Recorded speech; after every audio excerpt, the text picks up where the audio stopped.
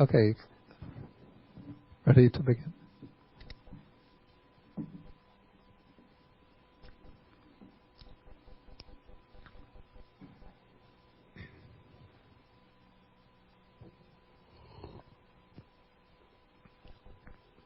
Okay, so we'll start with the homage to the Buddha.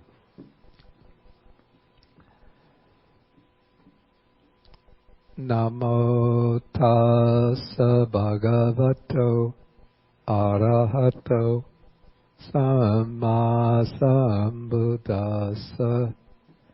Namo tassa bhagavato arahato samma sambuddhassa. Namo tassa bhagavato arahato samma sambuddhassa. Okay, this is May 25th, 2013. Okay, good morning, everybody.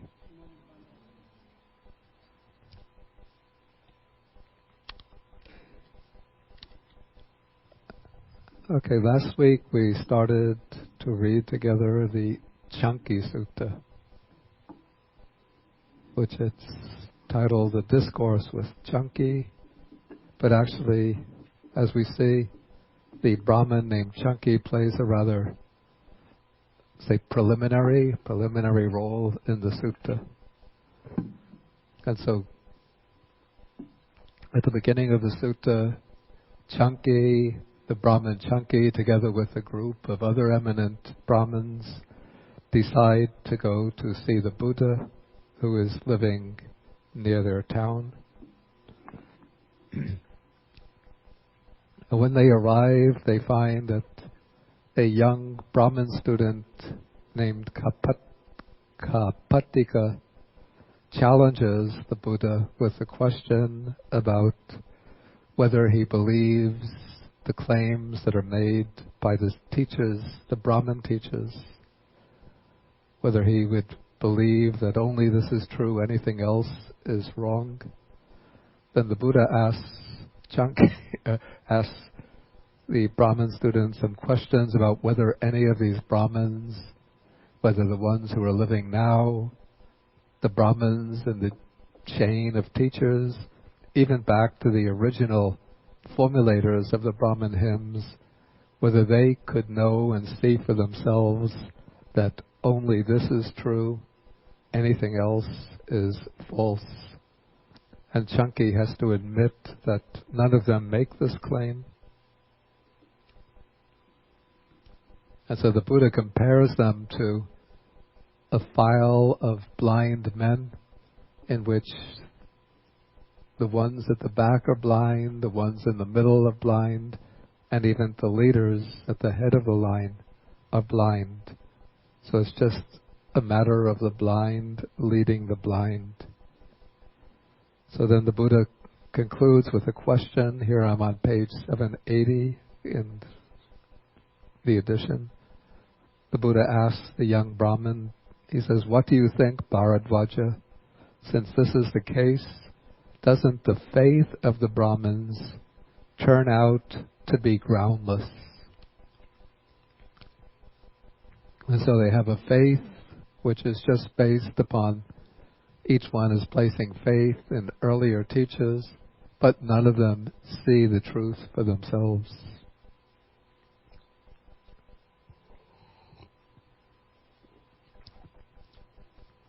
Okay, so now the young Brahmin Bharadvaja raises an objection. Here on paragraph 14. He says, the Brahmins honor this not only out of faith, Master Gotama, they also honor it as oral tradition. So then the Buddha says, first you took your stand on faith, now you speak of oral tradition. And then the Buddha says there are 5 things that may turn out in 2 different ways here and now. What are the 5? Okay, the first is faith.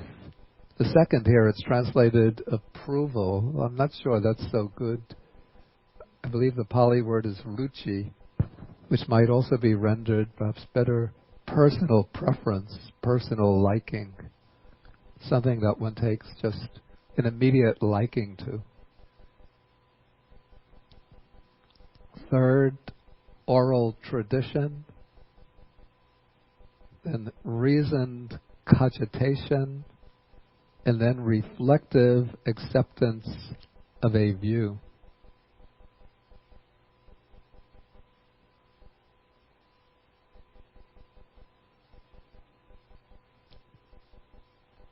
Yes, it's useful to look at the Pali terms here.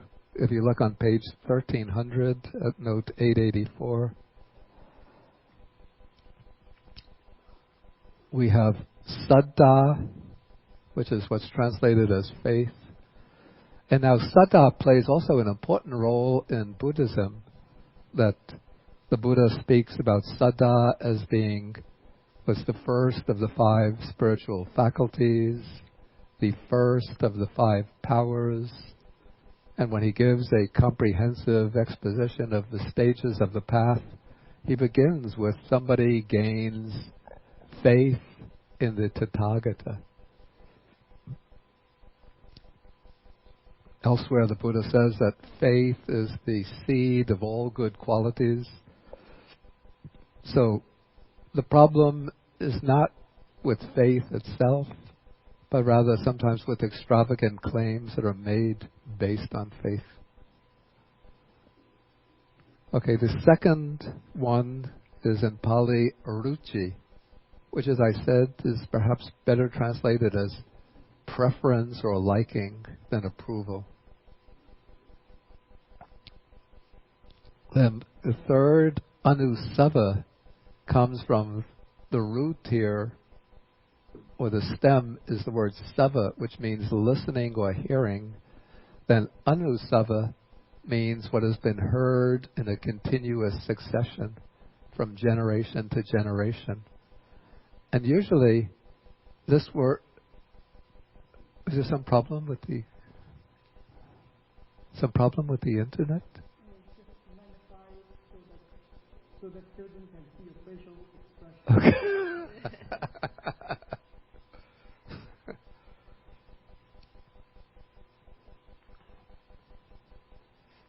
Okay, so anusava comes from the stem sava, which means hearing or listening, and anu means one after another or in succession. And this word anusava is usually used in relation to the transmission of the Vedas. So the teachings of the Vedas have come down from generation to generation. And since in the Buddha's time, perhaps even up to the present, students don't study the Vedas by looking at written texts, but they hear them from a teacher. They learn the explanations from a teacher orally. And so we say that, or they say that the Vedas are learned by anusava, by an oral tradition, or they're passed down in through an oral tradition. Okay, the fourth basis is akara parivitaka. Akara would be things that appear, things that are evident. We might even render it as reasons. And then parivitaka means thinking over and over. So one considers certain bits and pieces of evidence, which might count as reasons, and then one reflects again and again in different ways on those reasons, grounds, evidence, and then one draws a conclusion. Then the fifth basis is called Ditti Nijana Kanti. And so the subject here is Ditti, which is a view. And then Kanti means the acceptance of a view, or the adoption of a view. And one adopts that view on the basis of nijana, which means, again, reflection, contemplation, consideration. So it's the acceptance of a view based on examination or consideration.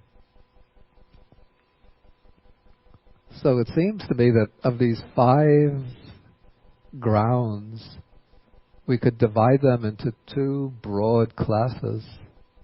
Maybe anybody have any idea how we would divide these 5?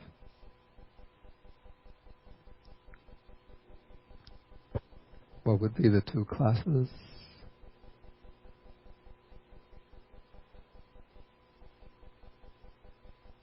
You would see that there seems to be a great deal of similarity, almost overlap, between some of them, so that we could just put them into 2 major groups. Yeah, please.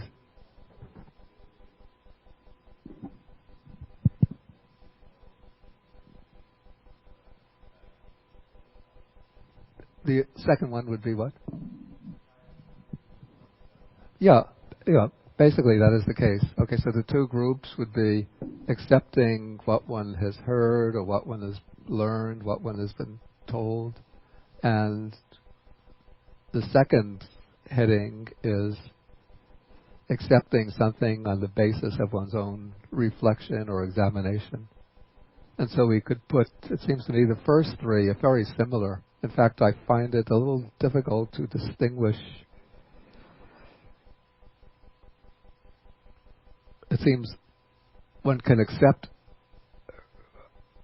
let us say, the basis for understanding or for acceptance is anusava, what has come down through oral tradition or what one has heard from others. And then one can accept that either from saddha, from faith, or else through ruchi, through having a personal liking for what one hears. Actually, it seems faith and personal liking also seem to be almost just 2 different aspects of one mental process. So faith seems to deal more with, we call it the element of belief, the way one relates cognitively to the data, to what one receives. So one believes it or doesn't believe it. If one believes it, that's faith. And then ruchi seems to deal more with the attitude with which one accepts it. I don't know if one would have faith in something unless one had a liking for it. So maybe in some people, the aspect of emotional liking is more prominent. In others, a need for conviction is more prominent. But in any case, we have these 3, and it seems that faith and personal preference would arise with regard to what one hears from others. And generally what one hears from others, unless it's a person who's come up with some new philosophical or religious idea, what one hears will be something that has come down in a line of transmission. And then the other 2, again, they seem to be very similar. I'm trying to see or figure out what is the difference. But it seems that in akara parivitaka, one is drawing a conclusion for oneself based on reasons. Whereas in ditti nijana kanti, one has been exposed to a view has been proclaimed by somebody else, and then one examines that view, considers it, and then accepts it as a result of consideration.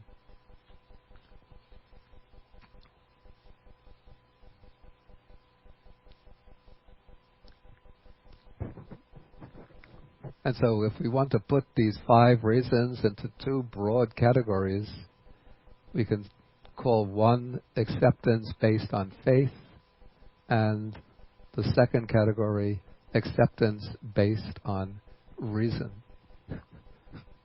So this gives us almost like the two major headings that formed a debate in Western religion and philosophy, the debate between faith and reason.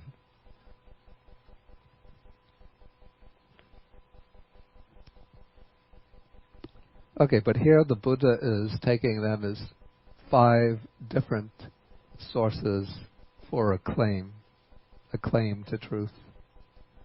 And then he says that these 5 things might turn out in 2 different ways.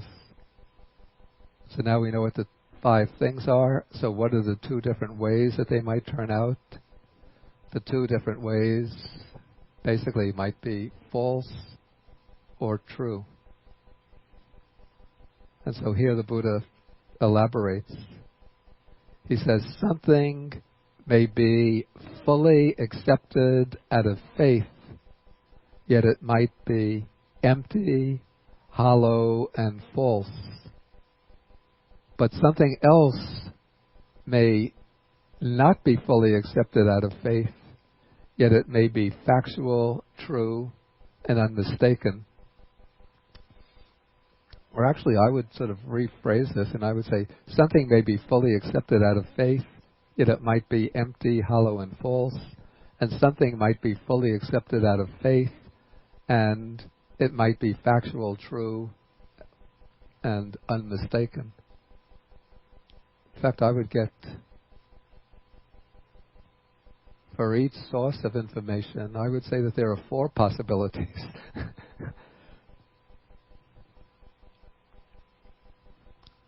Maybe we map these out on the board.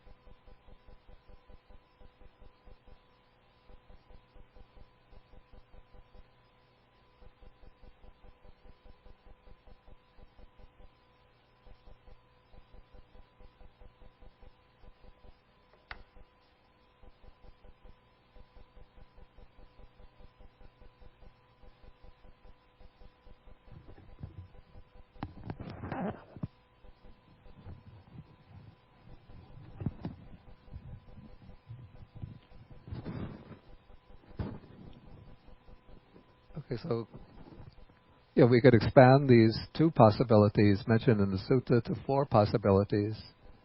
Somebody has faith in something, but their faith might turn out to be, it could be true, or it could be false.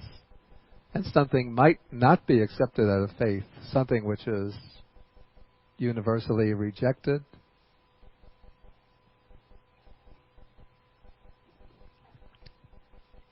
It might be true, it might be false.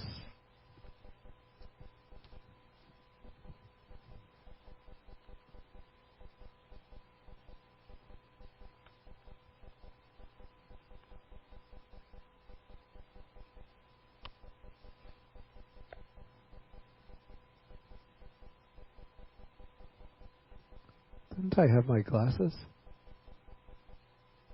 Now this is the distance classes.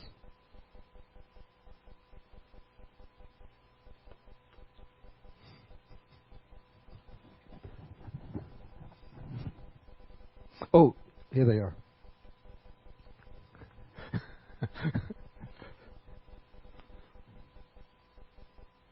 I've done this before.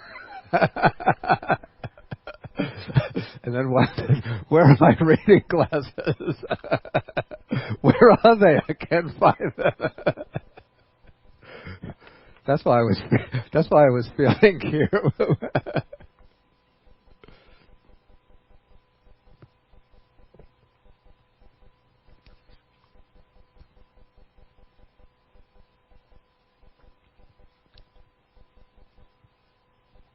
Okay, so this kind of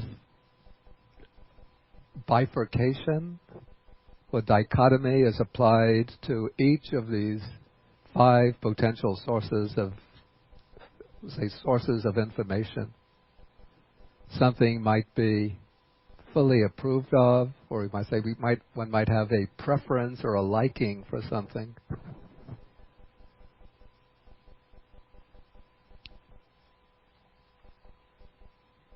And it might be empty, hollow, and false. But again, there might be something one is indifferent to or that one dislikes, and it might be true. Okay, in terms of oral transmission, something might be transmitted very accurately from generation to generation. So the Brahmins have fantastic, or at least some of them have fantastic capacities for memorization. So they transmit the Vedas impeccably from generation to generation. Whereas the transmission of the Buddhist text has been maybe many more flaws in the transmission of the Buddhist text. So that we get many different readings and different lines of transmission. Okay, then reasoned reflection. Something might be well reflected upon, but it might turn out to be true. It might turn out to be false. So somebody's reasoning might be, again, impeccable, very, very tight, cogent reasoning, but if they're starting from wrong premises, or sometimes they could introduce a little slip or a little bias into the reasoning, which will distort the outcome.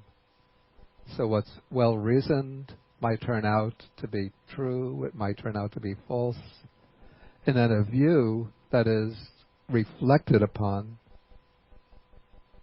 might turn out to be false, or it might turn out to be true. And so the Buddha then comes to the conclusion, he says, since this is the case, it isn't proper for a wise man who preserves truth to come to the definite conclusion, only this is true, anything else is wrong or false. Okay, so here the Buddha is concerned with sort of the theme that's introduced here is the preservation of truth. How does one respect the truth? And so the Brahmin Bharadvaja picks up on this and says, in what way, Master Gotama, is there the preservation of truth? How does one preserve truth? I'm asking about the preservation of truth. So it seems to get his question across. You'll see that he does this with each issue that he brings up. He phrases the question in 3 ways. I don't know why he has to use these 3 variations on the same question. Okay, so now the Buddha answers, so if a person has faith, he preserves truth when he says, my faith is thus, but he does not yet come to the definite conclusion, only this is true, anything else is wrong. In this way there is the preservation of truth, in this way one preserves truth, in this way I describe the preservation of truth. Okay, so to give examples, since I'm a Buddhist, I accept the teaching of rebirth.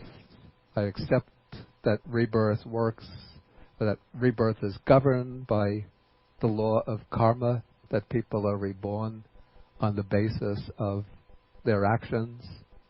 So it's a teaching that makes sense to me, and since I know that it comes from the Buddha, and since I follow the Buddha, I place faith in this teaching.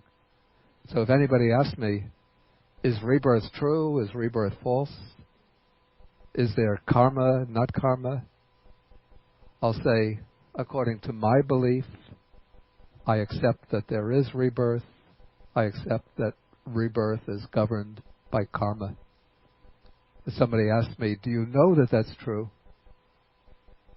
To be honest, I have to say, I don't know it for myself, but I see that it comes down in the Buddha's texts. It comes so often, stated in so many different ways, explained in so many different ways,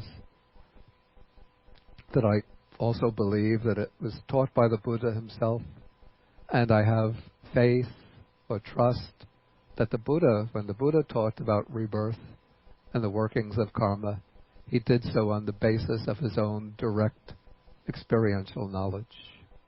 And also that many of the Buddha's teachers through the ages have seen for themselves the workings of rebirth and taught it on the basis of their own insight or knowledge. Okay, so I say this out of faith, but often, we'll meet people who are maybe following Christianity. They'll say, Jesus Christ is the way, the only way. Anybody else is bound for hell. Then if we ask them, on what basis are you saying this? Then maybe they'll point to a sentence in the Bible, though I don't think that's really the intention of the Bible, but they'll say, that's what's said in the Bible. You ask them, do you know this to be true? Yes, I know it to be true. What is the basis for your knowledge? The Bible says so. And how do you know the Bible is true? The Bible is the revealed word of God, so it must be true. How do you know the Bible is the revealed word of God? Muslims say that the Quran is the revealed word of God. The Hindus say the Vedas are the revealed word of God. So if they're honest, then they'll have to say, I don't know, it's just faith. So if they say, I have the faith, the belief that Jesus Christ is the way to salvation, nobody else, there's no other path to salvation, then we can respect what they say, because they're speaking their faith. But if they claim that this is knowledge, then they're going beyond sort of the boundaries. David, did you have something? I think better, please take the microphone. If they also, or I don't know whether they do or they don't, and I don't know whether you do or don't, I assume you do, you say first here that things that are accepted out of faith may be true or may be false. That what? Things that are... Yeah, it's on. Things that are accepted out of faith may be true. Yeah. Or they may be false. Yeah, that's right, yeah. Right? So that means that the person who says, well, the Bible is true or I accept this out of faith has to, ought to accept the fact that it may not be true. It may well be false. Yeah. right? Yeah.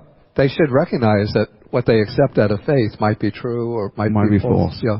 But they don't act like that. Usually they don't, no. Well, let's say that there...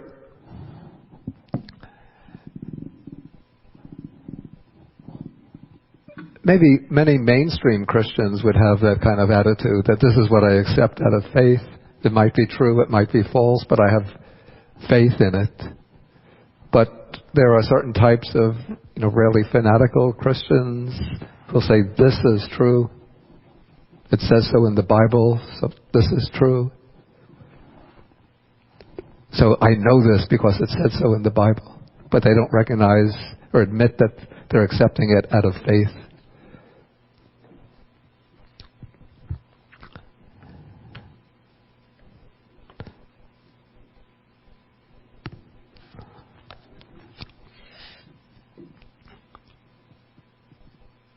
Okay, so this is the case with faith, and the same could apply to liking, accepting something out of liking.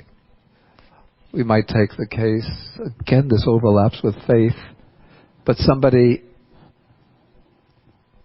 has,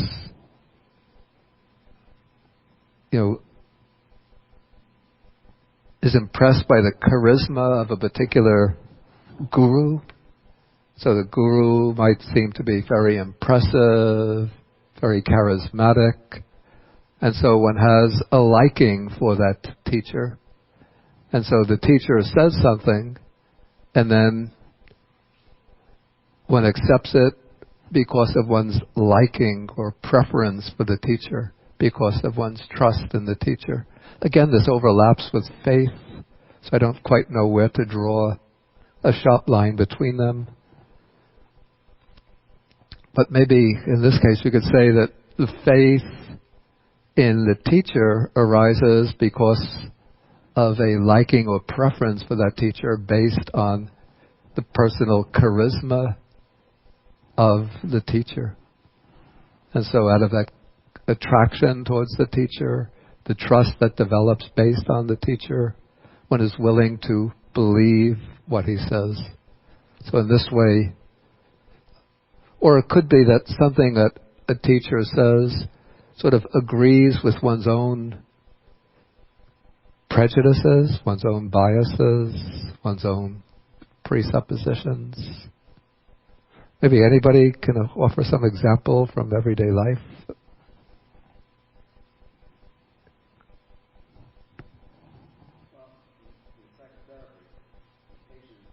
Yeah, again, it's good. Please take the microphone if it's there. Can you hear it now? Is that better? Yeah. In psychotherapy, the patient believes what the therapist says because he has faith in who the therapist is and what the therapist represents. Yeah. So you're accepting it on the basis of on the basis of who's saying. Yeah. This is in the case the therapist would be telling the patient things about his personality or right. Things about... You are afraid of this because... Yeah. And then make some explanation of the person's fear, and the person accepts it. Okay, but I'm thinking more in the realm of sort of religious or spiritual teachings. You're wrong. Please take the microphone. I actually am not giving you an example here. I don't think the microphone is working. It's working. It's working. Okay. I think there is a difference between, if it's a religious faith, it has to be absolute by definition. Otherwise, it's not religious faith. You can't say a Christian, do you have faith in God? And the Christian say, I have faith in God, but the faith may be true, may not be true. That's not religious faith. But if I have faith in the teacher, it's the confidence. I think this is the reason why you translate the same word, phasa. The word, it can be translated either faith or confidence. I have confidence in Bande, but that's different from having an absolute faith in Bande. Right? So I actually think there is a difference here. I actually think the argument is very weak. If I have religious faith, at first I am going to tell you this is true. Why? Because I know it is true. Otherwise, I don't have faith. If I can say it may be true, it may not be true, then you don't have faith. I don't know. Coming back to the teaching of rebirth, I have faith that it's true, but I'm not going to make a claim. Well, let's say I won't make the claim that I know it's true. And I admit the possibility of perhaps it's not true. I can admit that possibility, but my strong belief is that it is true. But isn't the idea that faith, to be religious faith, must be absolute? Isn't that also a belief that you're accepting out of? I mean, the idea that you talked about one might accept that out of faith or not, and it may be true or false.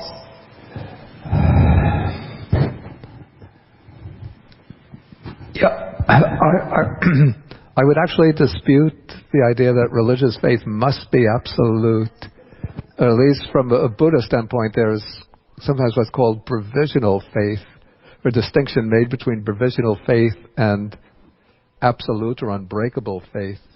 And the absolute provisional faith is the kind of faith that one has in the earlier stages of the practice, where one accepts certain things on trust from the Buddha as a basis for practice. But then when one reaches a certain point in practice, well, then one does get an insight into the truth, and then on that basis, one gains unbreakable faith. So that is a kind of faith which is based on insight or personal. So it's no longer purely belief. Did you? Yeah, I was just going to say, if someone says, I believe this, and they can show why, like you said, rebirth, because there's so much evidence and teachings in the past that have to do with rebirth. And so, and sometimes with rebirth, when I was a Christian, people say when you die you either go to heaven or hell. Yeah. But that means you have to be reborn in heaven or hell. So there is some kind of rebirth. Yeah, of course there is. So I think there is. So I think if you say I believe in something, and you can say it, you can say, well, you can show why, and you show like, okay, look at this, and you can point to things that show that it is more likely true than not. I think that's Yeah, that is. It's like a way of finding grounds for faith. Right. In which case there seem to be shades between these 5 different sources of belief or information. Right. So that when one is considering something, often one will reflect on the reasons for or against it. Mm-hmm. And then after a certain amount of consideration, then one will place faith in it. Yeah. So it's not that faith takes place in a complete vacuum. Yeah, and I guess if someone says, I believe in this just because, my teacher said so, then it's kind of like, okay. Like, me personally, I would be like, I feel like I need to see more than just that. I don't know. That's just my personal thing, Yeah. So. Okay, we go to David and then Richard. Then I'll come back. Wasn't the original question about acceptance based on the source of presentation of what is true? That's the way I phrased it. I was trying to figure out how this ruchi or liking enters in. Right.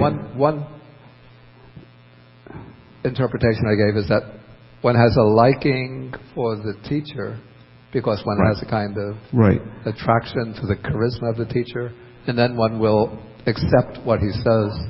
But one could also, but then I said, as a second interpretation, it can be that what is being taught, what is being said, no matter who it comes from, but if it agrees with one's biases, one's prejudices, then one will accept it. Well, if you go to the doctor and something is hurting you or bothering you, and the doctor says, I have these pills which will make you feel better, they may in fact make you feel better, even though they're just sugar pills. Yeah, right. Yeah.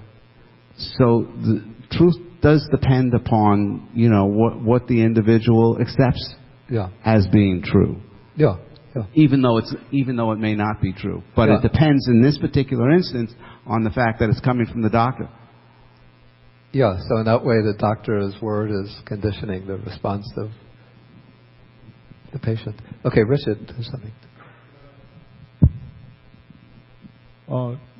Charles Sanders Peirce has a version in the Four Means of Fixing Belief, in which the terms that he uses are tenacity, which clearly corresponds to approval, that is personal preference. Says I believe it because it's good for me, or because it pleases me, and I like to think what I like to think.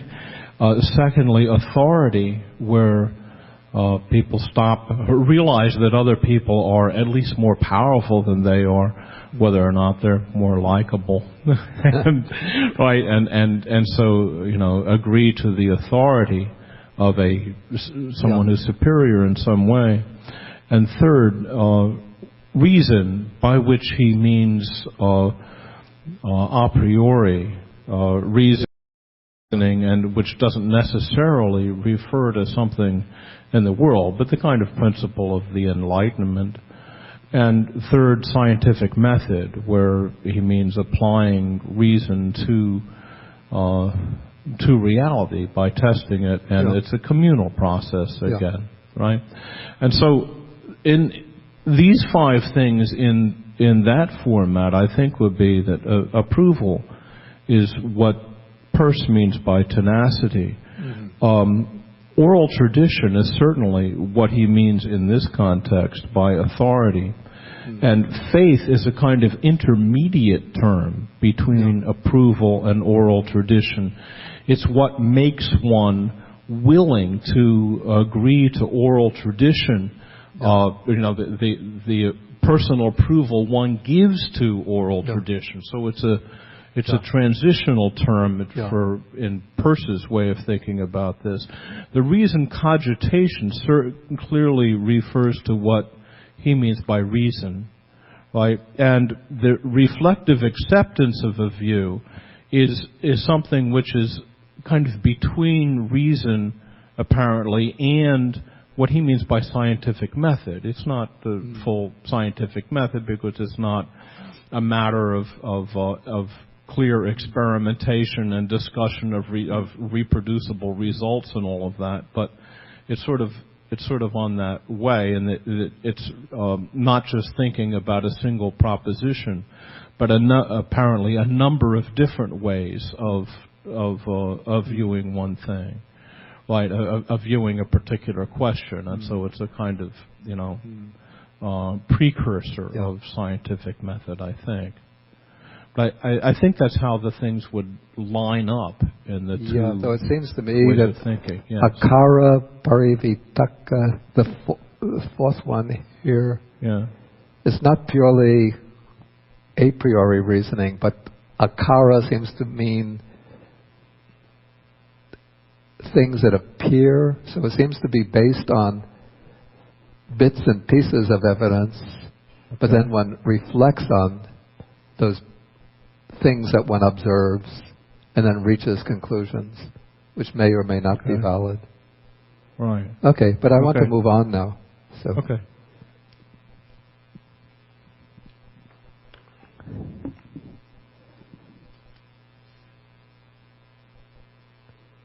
Okay, so we have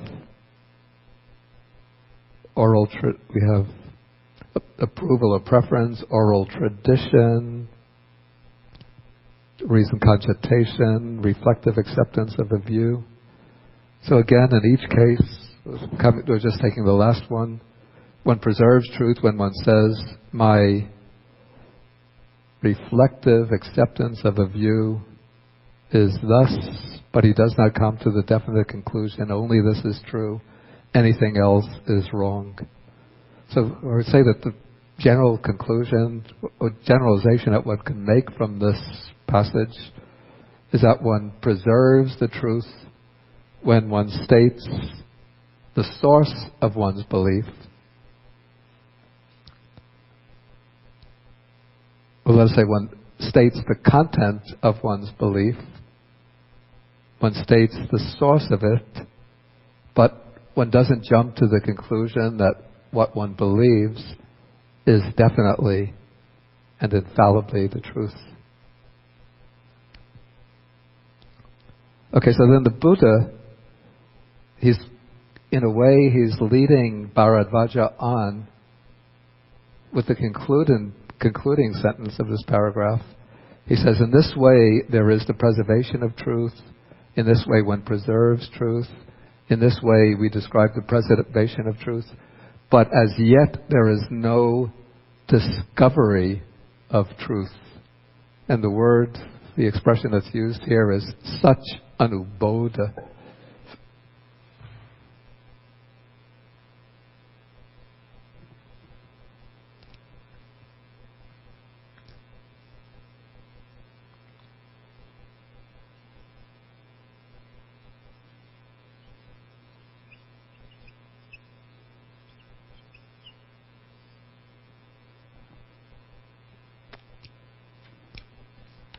So satya is the truth, and then anubodha it's based on the stem is bodha, which means understanding, awakening, realization, but here discovery. And so that anubodha would imply a direct personal insight into the truth. And so when the Buddha says this, then it, in a sense, it elicits from Bharadvaja the question, how, Master Gautama, is there the discovery of truth? In what way does one discover truth? I'm asking about the discovery of truth. And so now the Buddha is going to describe the whole process or approach to realization that takes place in his own teaching. Okay, so he says, here, Bharadvaja, a bhikkhu may be living in dependence on some village or town.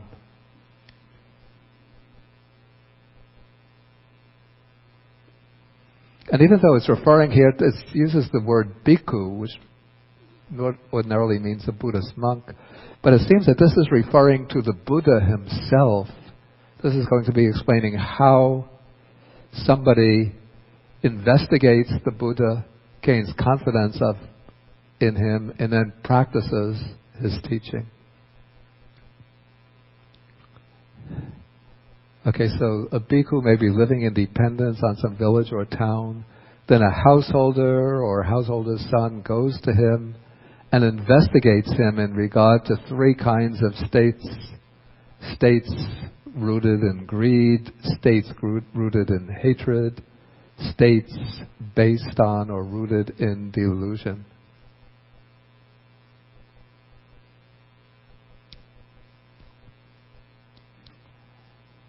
And so he does so with the question in mind, in this venerable one, this teacher, are there any states based on greed, based on hatred, based on delusion, such that not knowing, he might say, I know? Well, let's just stick with greed, okay? Are there any states based on greed, such that with his mind obsessed by those states, while not knowing, he might say, I know? Or while not seeing, he might say, I see? Or he might urge others to act in a way that would lead to their harm and suffering for a long time. And then as he investigates, he comes to know that there are no states based on greed in this Venerable One. The bodily behavior and verbal behavior of this Venerable One are not those of one influenced or motivated by greed. So, usually, in order to detect states of greed, one has to base oneself on a person's bodily behavior or speech. Normally, one wouldn't expect a normal person to have the ability to directly see into the minds of others. So the criterion that one has to work with is observation of a person's behavior, their bodily actions, their verbal actions. So if the teacher says, give to me, give me a lot of donations, then you could see that it's manifesting greed.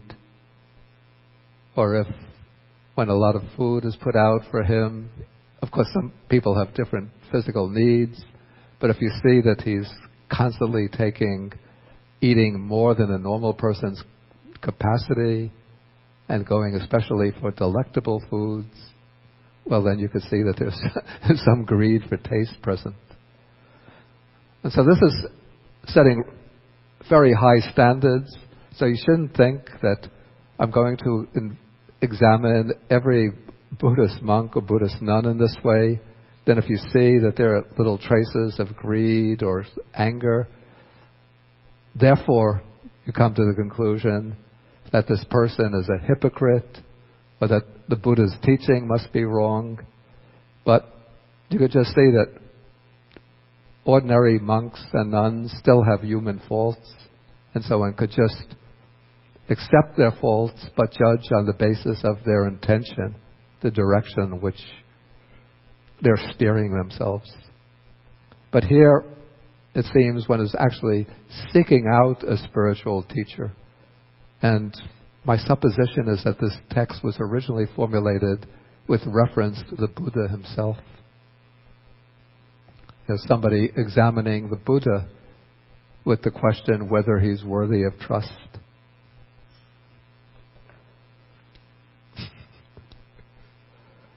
Okay, so one could see from the person's behavior whether they have bodily behavior, verbal behavior, whether they have greed or hatred, whether they have delusion. That's very difficult to tell from the bodily behavior.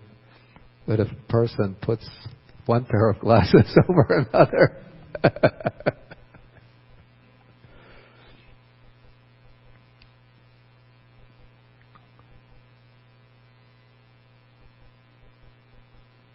okay, so the bodily behavior, verbal behavior are the basis for making judgments about greed. Then the second criterion is the teaching that person teaches. And so one hears the teaching, and then the one who's examining comes to the conclusion that the Dhamma that this Venerable One is teaching is profound, hard to see, hard to understand, peaceful and sublime, unattainable by mere reasoning, subtle to be experienced by the wise. So this kind of Dhamma is not easily taught by one affected by greed.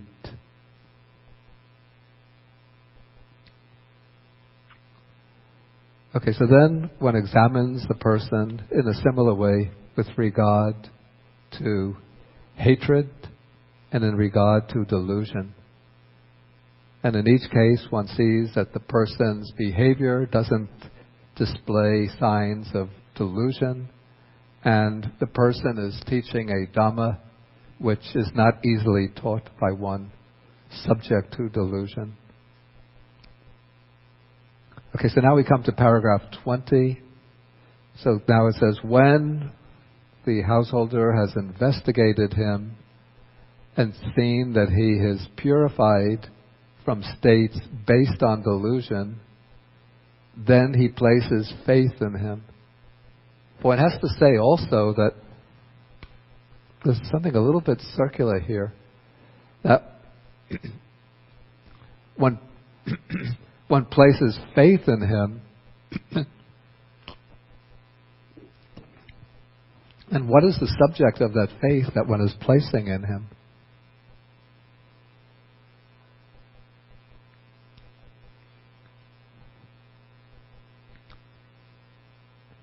Well, it's the faith that this one is free from greed, hatred, and delusion. Because again, this is something one can't know definitely for oneself, but it's an inference that one draws based on the person's behavior. Person's behavior and the quality of his teaching. And so one places faith, what I would say is, one places faith in the teacher as one who is himself free from greed, hatred, and delusion. And I'd say one also places faith in the teaching as a teaching that is capable of, we could express this as leading one to the end of one's own greed, hatred, and delusion. Or we could say a teaching which is capable of promoting one's true well-being and happiness. Or else, we could say a teaching capable of leading one to the realization of truth. So we could put this in a number of ways, but it seems as important to clarify exactly what one is placing faith in. Faith, the way I see it, one places faith in the teacher and faith in the capacity or potential of the teaching. Anybody else have something to say about that? To add to this? Okay, then we'll continue. Okay, so when one has done this investigation and placed faith, then I'm in paragraph section 20 now. Filled with faith, one visits him and pays respect to him. This is the traditional Indian way of receiving teachings from a spiritual teacher. One doesn't, ask what are the books published by this teacher, because teachings were not, there were no books on spiritual teachings. But one will hear the teacher maybe give public discourses, and now if one wants to get personal teaching from the teacher, one will go to visit him personally. And when one visits the teacher, one pays respect to him with a humble mind, because it's said in Indian tradition that the humble mind is like an empty cup which can receive water or tea, whereas a mind which is proud, somebody full of their own ideas, arrogant, conceited, they come to see a teacher, and usually they're coming just to argue, to debate, and so they're coming with a mind which is already filled with water. Like a cup filled with water, if you pour water into it, the water will just overflow. So you pay respect, then pay respect, one gives ear, which means one might pose some questions, or just ask for some advice, some instruction. Then when the teacher speaks, one gives ear, and by giving ear, it says he hears the Dhamma. Having heard the Dhamma, maybe he memorizes it, is a little strong, better. He retains it in mind. It doesn't mean that you are immediately memorizing the way you would memorize a poem, but you have to retain or preserve the teaching in mind so that you'll be able to sort of take it home with you in order to investigate it. So when he has retained the teachings in mind, then when he leaves a teacher and goes back into his own residence, he examines the meaning of the teaching. So he'll reflect on the teaching, examine it from different points of view, consider whether this is cogent, that is cogent, whether it's coherent, whether the teachings hold together, whether they're valid or applicable in terms of one's own life. And so then, as one is examining the meaning, then at a certain point, one gains what is called here a reflective acceptance of those teachings. This is Dhamma Nijjhana Kanti.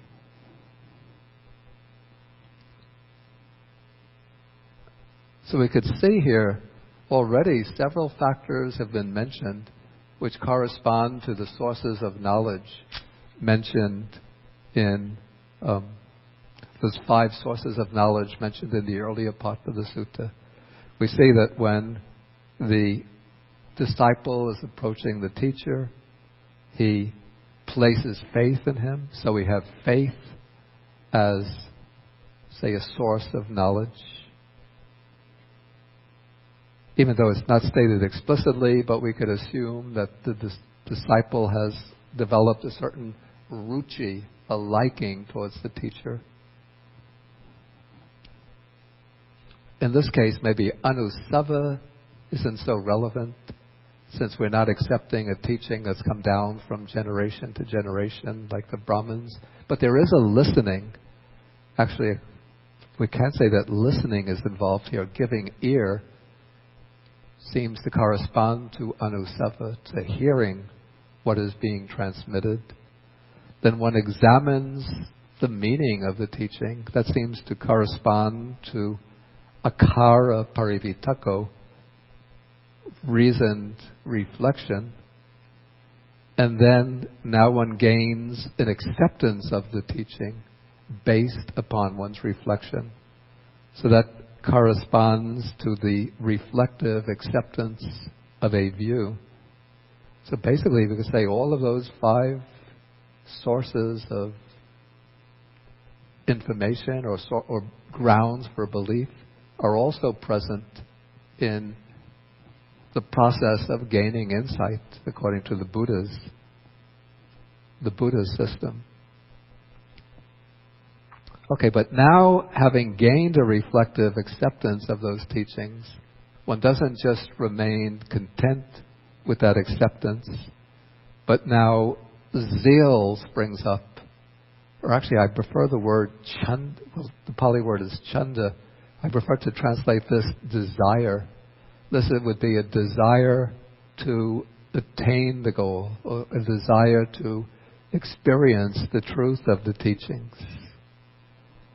Okay, so when zeal springs up, then one applies the will, or one makes an effort, one exerts oneself. Then, exerting oneself, one scrutinizes. And there's a question, what is the difference between scrutinizing and examining the meaning? According to the commentary says he investigates things in terms of impermanence and so forth. So in terms of the 3 marks of impermanence, suffering and non-self, or in terms of dependent origination. And then I ventured the opinion here that says that this stage seems to be that of insight contemplation.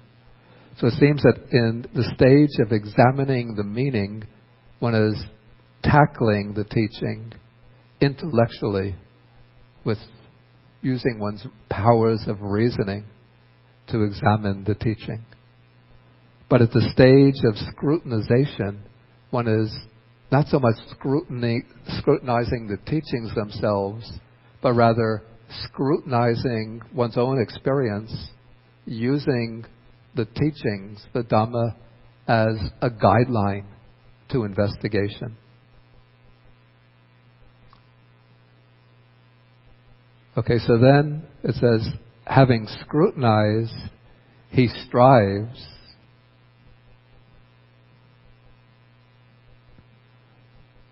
And then in my note, I pointed out that exerting the will, which was meant applying the will mentioned earlier, and striving both seem very similar, almost synonymous.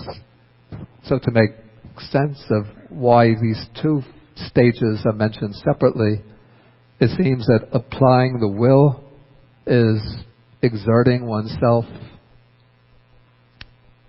maybe an earlier stage of exerting oneself. I said that it can be understood as the exertion prior to insight contemplation, whereas striving would be the exertion that matures or develops insight.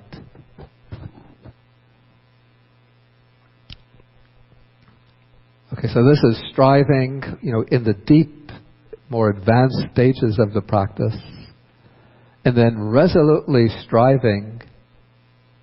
Here the text uses an interesting expression. It says, he realizes with the body the supreme truth, and he sees it by penetrating it with wisdom. So the supreme truth here is parama satya, that is the ultimate truth, which is not truth as a proposition, but this is nibbana or nirvana, which is the unconditioned element, the deathless element. And it said that he realizes this with the body, kayena sachi karoti. And what's meant by the body here, or at least the way I understand it, it's not that the physical body realizes nirvana, but I take the experience to be so powerful that it's like one's whole person is involved in that realization.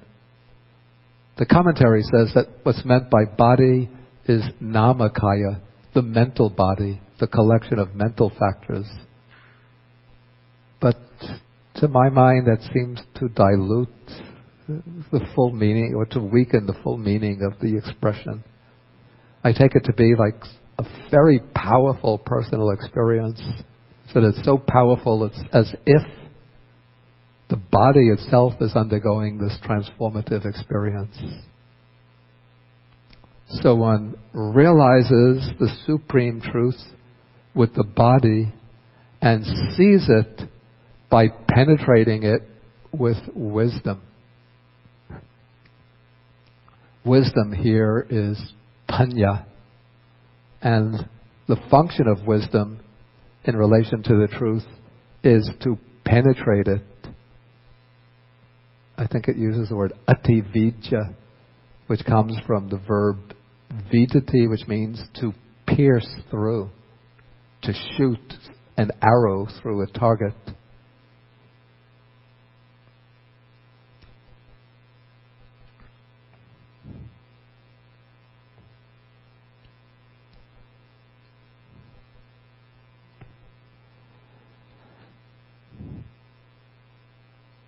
And so then the Buddha says, in this way, Bharadvaja, there is the discovery of truth. In this way, one discovers truth. In this way, we describe the discovery of truth. But as yet, there is no final arrival at truth. And the word that means final arrival at truth, or maybe better, full attainment of truth,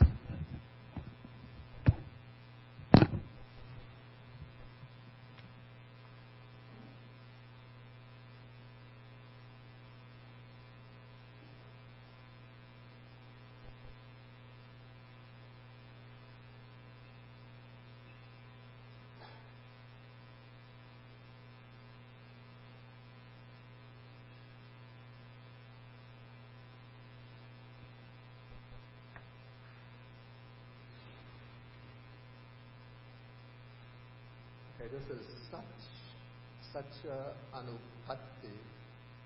So such again is truth, Anupatti, the word patti usually means.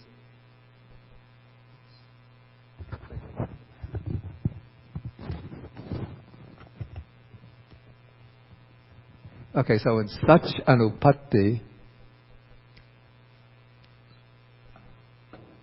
okay,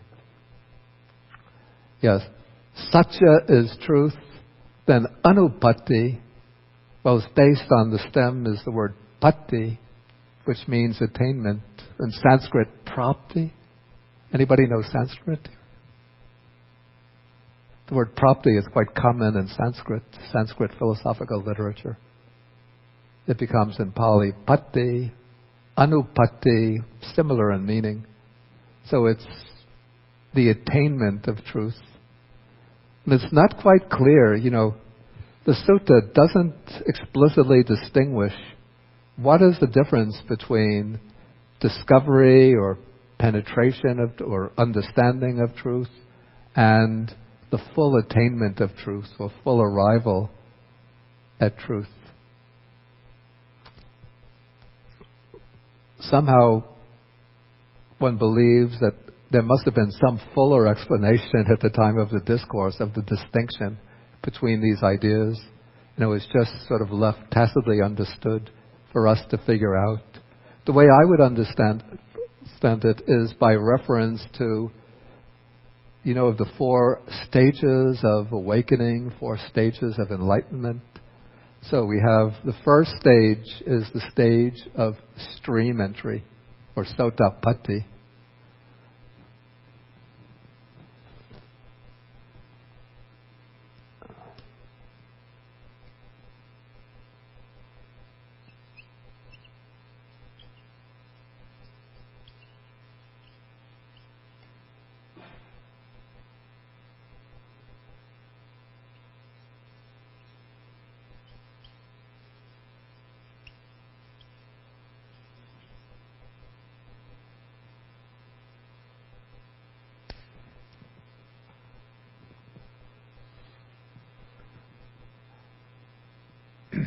Yeah, so the stage of stream entry is the first stage of awakening where one sees the truth of the Dhamma for the very first time. One sees the 4 noble truths completely. One directly sees the 3rd noble truth, Nibbana, as the cessation of suffering. And with that one fully understands the first noble truth of suffering. One begins the process of eradicating the defilements. And with the attainment of stream entry, the Noble Eightfold Path comes into being so that one can never fall away from it.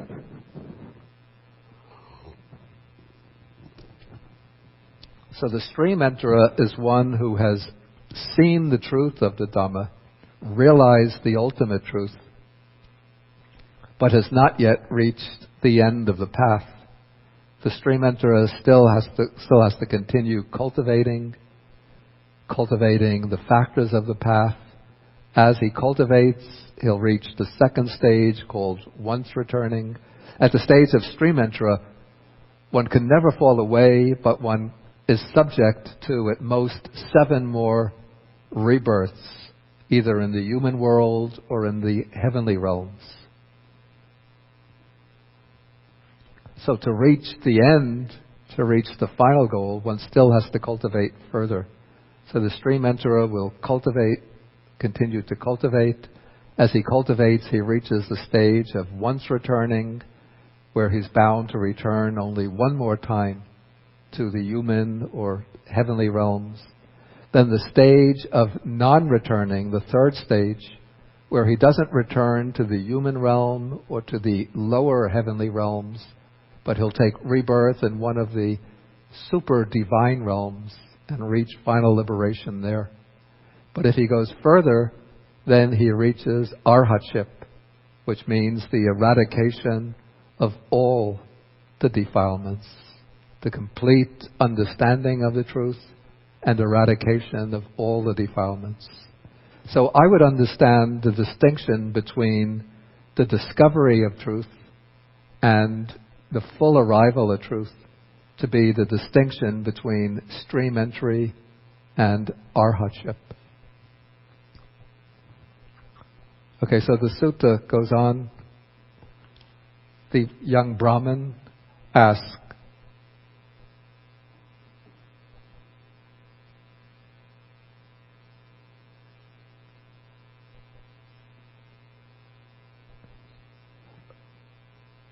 okay, so the Buddha says, as yet there is no final arrival at truth.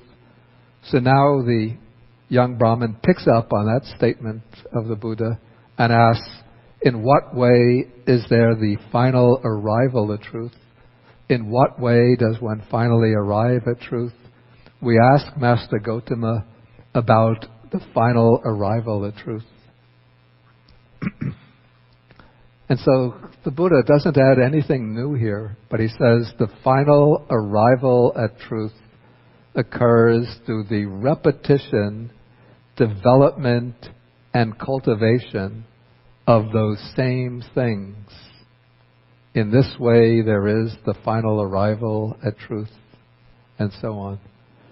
So, in order to arrive at the complete realization of truth, one goes through the same process. One doesn't have to depend upon the earliest stages, but one already has the reflective acceptance of the teachings, and one has direct insight into the teachings.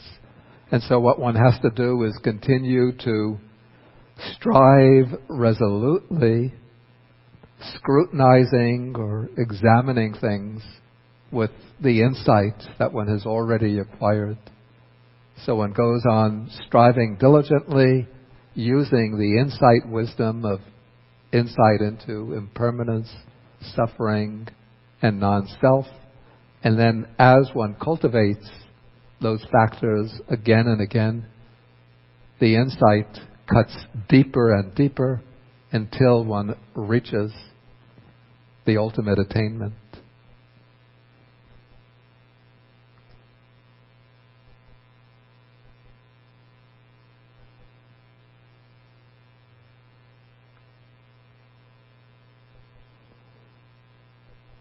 Okay, so now when the Buddha makes that statement, then the Brahmin student asks the Buddha, what is most helpful for final arrival of truth? I'm asking about what is most helpful for final arrival of truth. And now the Buddha just goes through, we actually go through the same sequence of stages, except it's going in reverse order, from striving back to scrutiny, from scrutiny to application of the will, going all the ways back, I'm skipping over this, to we come eventually back to section 30. What is most helpful for, actually we go back further to, okay, we'll go to 30. What is most helpful for hearing the Dhamma? So what is most helpful for hearing the Dhamma is giving ear, or in other words, listening. What is most helpful for listening? Paying respects. What is most helpful for paying respects? Visiting the teacher is most helpful. What is most helpful for visiting? What is the motivation for visiting? And then faith is most helpful for visiting. So if faith does not arise, one will not visit the teacher, but because there is faith, then one goes to visit him. So you see, even though the Buddha, in the early part of the discourse, he rejects the claim of the Brahmins who are basing everything upon faith, faith in the line of teachers. But here the Buddha is tracing the whole process of cultivation back to faith. So one has faith in the teacher, one visits him. When one visits, one listens to the teaching. But you see, even though everything starts with faith, but it doesn't stop with faith. But faith becomes, the starting point for this process of learning, inquiry, investigation, diligent effort, and then insight and realization.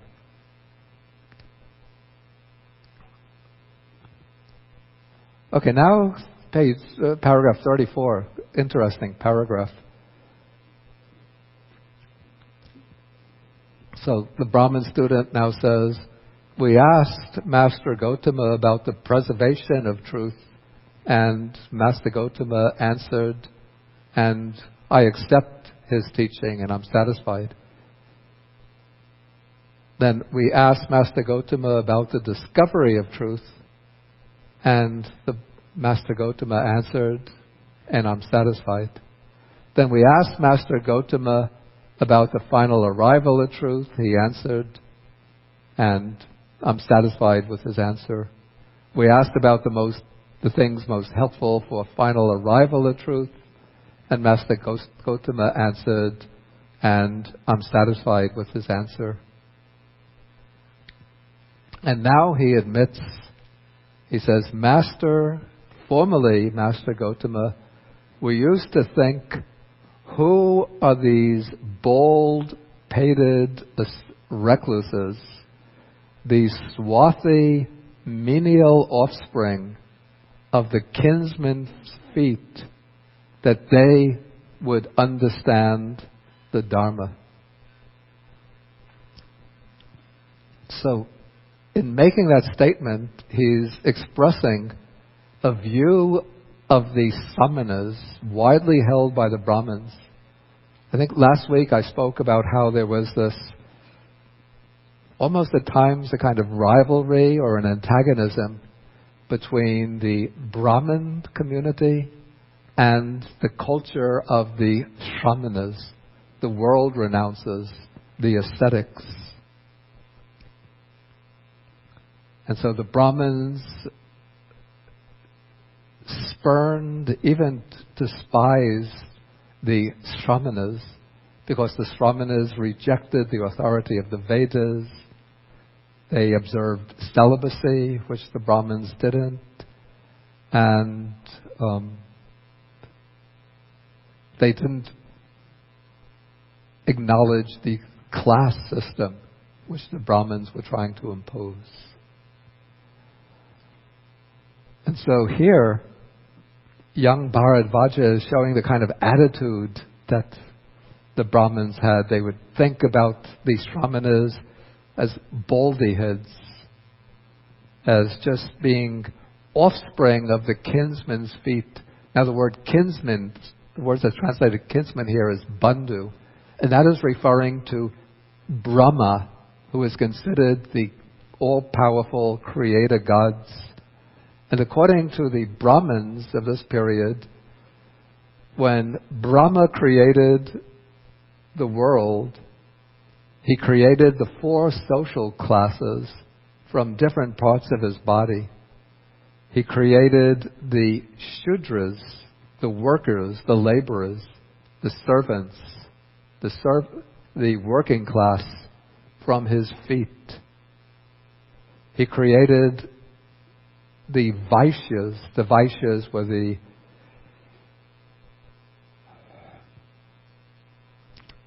agriculture, the people who owned the farms, the pastoral, the class of the pastoral workers, the people who lived on the farms, who brought up cattle, who grew the crops, and also the merchants in the towns and cities, the merchants. They emerged from the legs, the thighs of Brahma. The Kshatriyas, according to the Brahmins, emerged from his chest. Because the Kshatriyas, those were the rulers, the administrators. So they came out from his chest and his arms, because they exercised political power. So the chest and the arms represent power and capacity. But the Brahmins, they say, came forth from the head of Brahma, especially from his mouth. And the Brahmins also said the Bharadvaja clan, I think, was regarded like the elite among the Brahmins. So they came forth from the crown of Brahma's head. But the Shramanas, the ascetics, they say come forth from the bottom of the feet of Brahma. So they're even lower than the Shudras, according to the Brahmins. So he's saying, admitting here, formerly that was my belief. But now he says, Master Gautama has inspired in me love for Shramanas, for ascetics, confidence in recluses, and reverence for recluses. And then he makes the profession of faith and says that I go for refuge to the Buddha, Dharma, and Sangha. From today, let Master Gautama remember me as a lay follower who has gone for refuge for life. Okay, and so this is the sutta. If there's any questions or any comments on what we've covered so far, well, we've covered the end of the sutta. Comments on what we've covered? Yeah, Richard. I take it that is paragraph 34 is a summary of the steps here, and I can see the discovery of truth is in paragraph 16 to 20. Final arrival of truth is paragraph 21, and the things most helpful for the final arrival are 22 to 33. But I don't identify the preservation of truth. It's obviously before 16, but I'm not sure how much he actually says about it. And secondly, I have trouble finding the reverse order from paragraphs 22 to 33. That is, those 12 things should also are in reverse order earlier. Is that right? Wait, first let's take the question about the preservation of truth. Yeah, the preservation of truth comes in paragraph 15. That's where the Buddha says that one who has faith preserves. Yeah, just 15 or 15. Yeah, just 15. Yeah, only 15. Just 15. Okay, fine. Yeah. And so. And then the second question was. The second one is you were saying that the paragraphs 22 to 33 are the reverse of the earlier order. Right. But where is that earlier order? What paragraphs or what sutta are you referring to? No, it's the order that begins... Where? Yeah, with 20. 20? It begins with 20. He places faith in the teacher that he's investigated. And then it continues up through... Well, actually, all of the steps come here. Up through resolutely striving. Then by resolutely striving, then he realizes the supreme truth with the body and penetrates it with wisdom. Okay. So everything is in paragraph 20, all of those steps. Okay, thank you.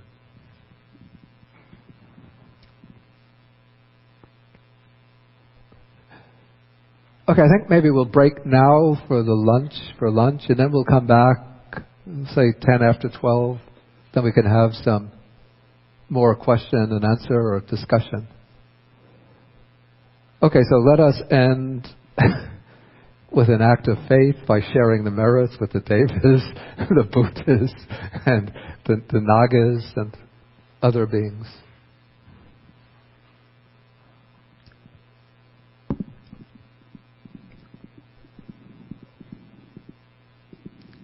Akasata chabumata deva naga mahidika punyantang anumoditva chirang rakantu sasanang.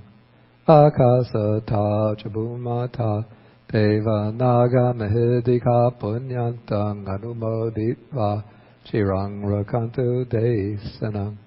Akasata chabumata Deva naga mahidika punyantang anumoditva chirang rakantu mang parang. Etavatacham hehi sampadang punya sampadang. Sabbe devanumodantu sabba sampati siddhya. Etavatacham hehi sampadang punya sampadang. Sabbe bhutanumodantu sabba sampati siddhya. Etavatacham hehi sampadang punya sampadang. Sabbe satanumodantu sabba sampati siddhya. Bhavagupadaya vichiyetato etantare satakayupapana. Rupya rupicha sanya sanino.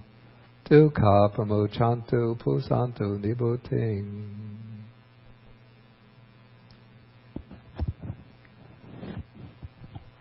Okay, so we stand.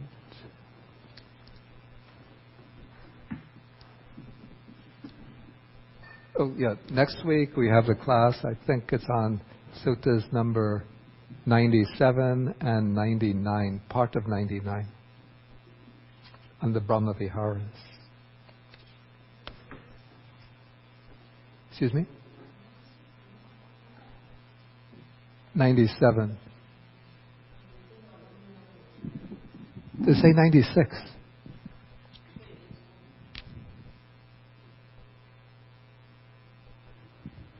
This morning I would have sent the email about today's class.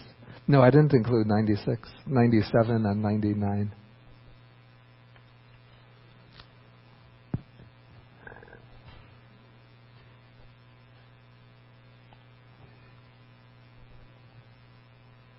Okay, so 1,